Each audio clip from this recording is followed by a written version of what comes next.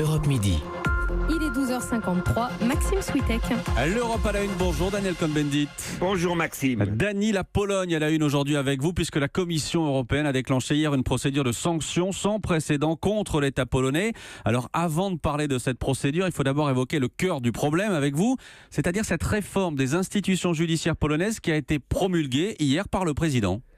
Oui, c'est-à-dire dans cette réforme, en fait, le gouvernement arrivé au pouvoir il y a 2 ans du parti Droit et Liberté, ce parti-là se débarrasse de 40% des juges de la Cour suprême en les envoyant à la retraite et a nommé 25 présidents de tribunaux. Et c'est cela que remet en cause la Commission européenne, puisque l'indépendance de la justice n'est plus garantie en Pologne, d'après les analyses de la Commission de Bruxelles. Et Dany, cette procédure de sanctions donc déclenchée hier par Bruxelles, c'est quoi, une sorte d'avertissement ?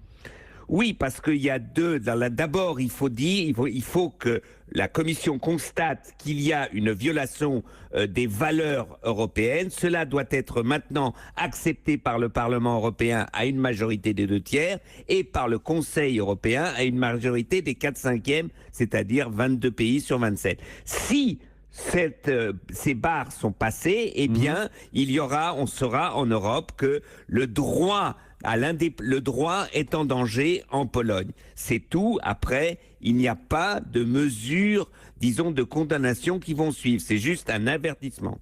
Dany, si la procédure va à son terme malgré tout, que risquent les Polonais ?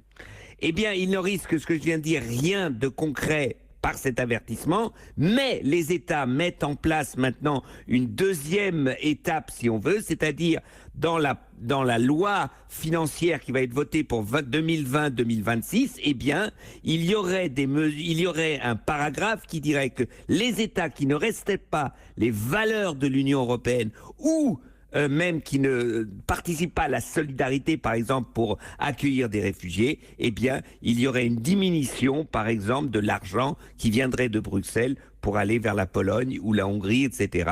C'est-à-dire que les fonds structurels dépendraient un peu de la mise en place des valeurs de l'Union européenne dans ces différents pays. L'Europe à la une, comme chaque jour dans Europe Midi avec Dany Cohn-Bendit. Merci Dany, à demain. À demain Maxime, ciao ciao.